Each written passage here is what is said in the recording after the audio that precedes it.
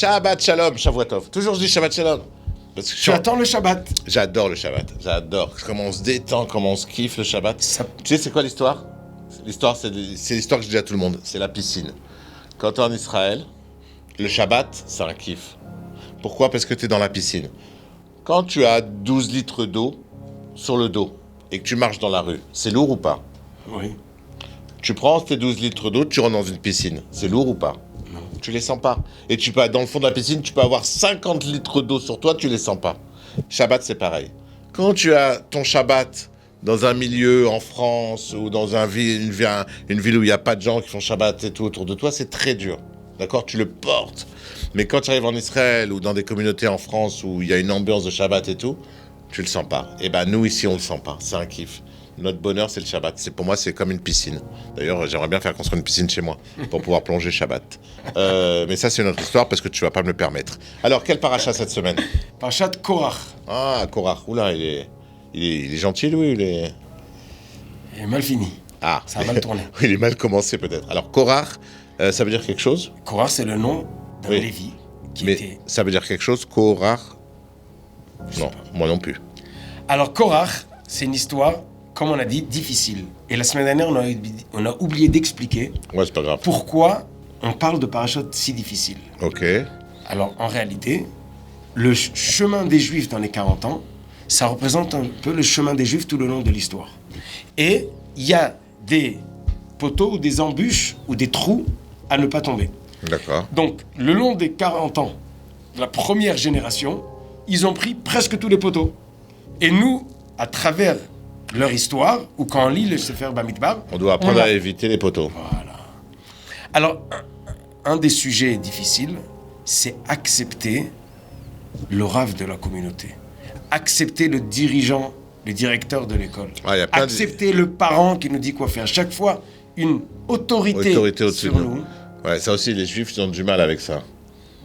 Non, c'est pas, je critique pas les Juifs, hein, je suis moi-même victime de cette maladie.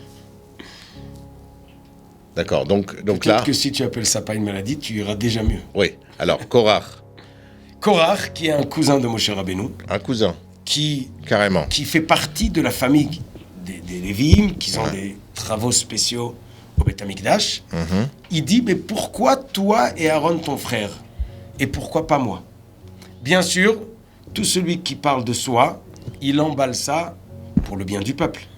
Tous les dirigeants nous racontent, je vais sauver l'humanité, je vais sauver la ville, je vais être le maire, je vais être le président, je vais être le premier ministre. Tout le monde pense à tout le monde, soi-disant. Mais Korach, il a quelque chose où il râle. Pourquoi Moshe Rabbeinu? Pourquoi Aaron? Pourquoi pas moi? Il y a toujours un comme ça. Et le problème, c'est qu'il arrive à ramasser du monde. Il y a Korach et Adato et son groupe. Il y a Datan et Aviram.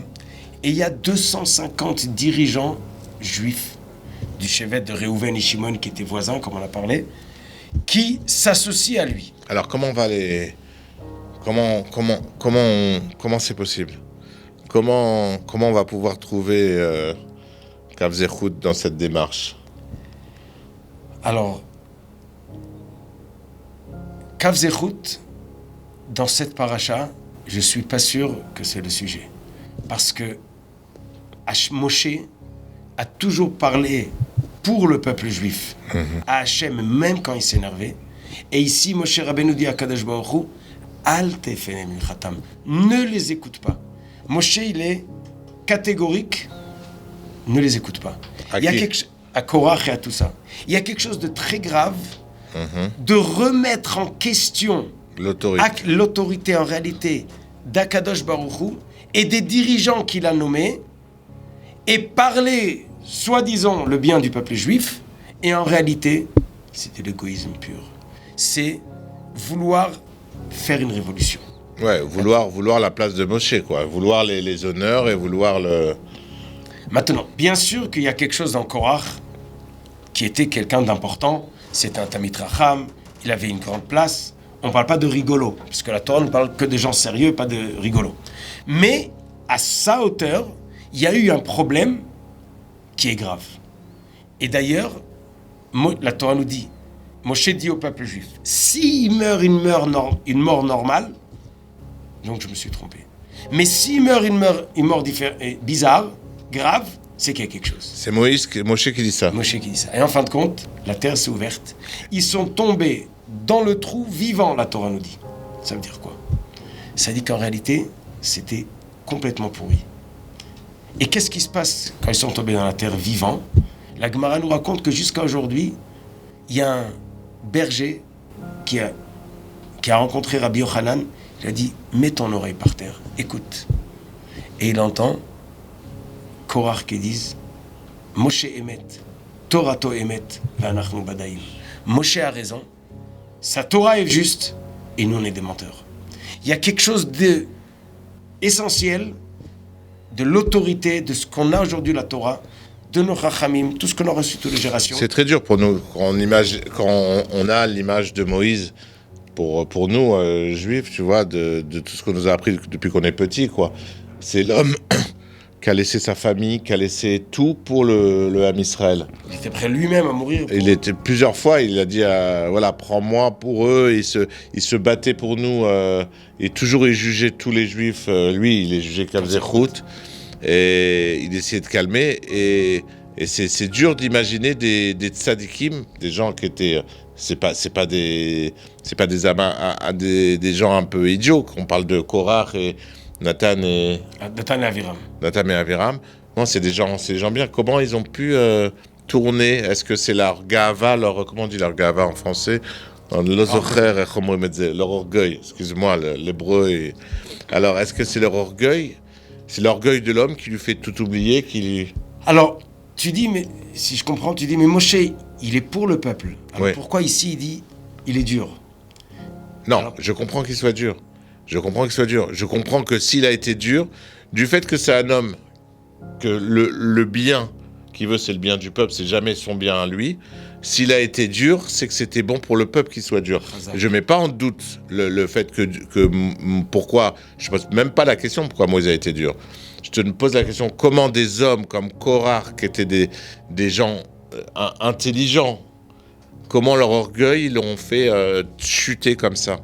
Alors d'abord, les 250 personnes, Moshe leur a dit, vous allez amener une mincha, une offrande avec une poêle, avec une torette, et ils ont été brûlés tous les 250. Ça veut dire qu'ils sont morts par une mort. Alors, est-ce qu'il y avait un dragon dans l'histoire, comme dans Game of Thrones? C'est quoi? Non, ok. Un dragon? Non, ok, non, on passe. Ok. Non, parce qu'ils étaient plus que 250 à mourir, je peux te dire à la fin. Ils sont morts, les 250 ils ont été brûlés. Ouais. Ça veut dire qu'il y a quelque chose de feu. Il y a de l'orgueil, il y a de la machloquette qui est du feu. La machloquette, comment on dit machloquette en français? On n'est pas d'accord. Ne pas être d'accord. Et pour comprendre ce qui s'est passé, je vais peut-être raconter que Korach, toute cette nuit-là, il a ramassé du peuple et il a fait un discours. C'est les discours pour amener les gens. Il a raconté du mensonge. Il dit, j'ai une voisine qui est pauvre, qui est veuve, qui est malade. Et elle a un terrain. Et elle a planté. Et Bekoshi, il a poussé un peu. Il arrive, Moshe, il dit, tu sais, tu dois donner à mon frère le Kohen une partie. Et Maaser pour les Lévim. Et la pauvre. Et comme ça, il raconte toute la nuit. Cette histoire, elle ne commence même pas. Puisqu'ils avaient de la manne, ils n'étaient pas pauvres, ils ne plantaient pas, ils n'étaient pas malades, tout allait bien. Qu'est-ce qui se passe? C'est que dans le discours, il y a de la démagogie. Et ça, c'est grave. Et Moshe, parce qu'il aime le peuple juif, il a tout de suite coupé. Il a dit, sachez, peut-être vous êtes des gens grands, mais vous avez déraillé. Chacun à son niveau, on peut le voir, que dans une histoire qui n'est pas la mienne, je réfléchis avec la tête froide et je dis bien. Dès que je fais partie de l'histoire, je risque de dérailler. C'est pour ça que quelqu'un qui veut ne pas se tromper, qui se conseille à quelqu'un d'autre, réfléchis avec quelqu'un d'autre. Mais si tu penses tout seul, tu arrives des fois, peut-être par la grandeur, d'exagérer, et l'orgueil, c'est pas gagné pour personne. Oui, ça monte à la tête. C'est pas gagné pour personne. Ça monte à la tête. Il y en a qui prennent la grosse tête. On en a vu des dirigeants. Mais regarde, par exemple, ne dis pas de nom. Nous, on apprend d'ici. Non, je vais balancer. Regarde la Khaleesi dans Game of Thrones. À un moment, c'est quoi ça? On misait tout sur elle, nous. On était sûr qu'elle allait devenir la reine à la fin, avec Jon Snow. Tu comprends ce que je veux dire? C'est qui ça? Mais à un moment, elle a eu tellement... Elle a eu le melon, elle a pris le melon, et elle a brûlé, elle a tué tout le monde. Les femmes, les enfants, avec son dragon. Elle les a tous brûlés. Et moi, je te dis, ça, c'est vraiment la meuf qui a pris le melon, quoi. C'est ce que tu dis.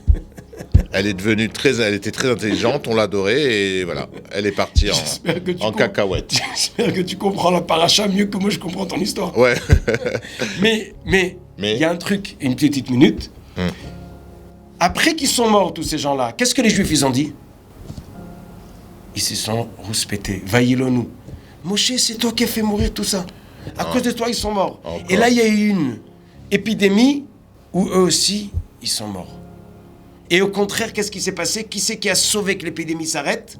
Moshe qui dit à Aaron, prends la kétorette, la poêle, et fais la kétorette, qu'elle arrête l'épidémie.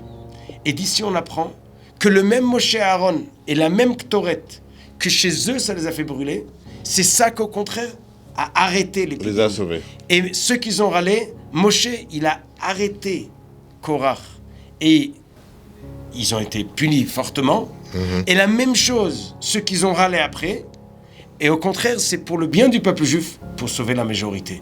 Des fois, il y a des démagogues qui se moquent de certaines phrases de la Torah, ou certains rabbanim, ou certaines choses qu'on ne comprend pas complètement dans la Torah. Et avec ça, ils essayent de tout retourner. Et on apprend de cette histoire de Korach pour tout le long de l'histoire. Bien écouter, enlever son ego personnel et regarder la chose avec tête froide. C'est qui le vrai dirigeant et c'est qui nous montre qu'il est notre ami, mais en réalité... Ouais, c'est qui nous embrouille. Alors, Shabbat Shalom, et à la semaine prochaine, si Dieu veut, et un grand Mazel Tov pour toi. Merci.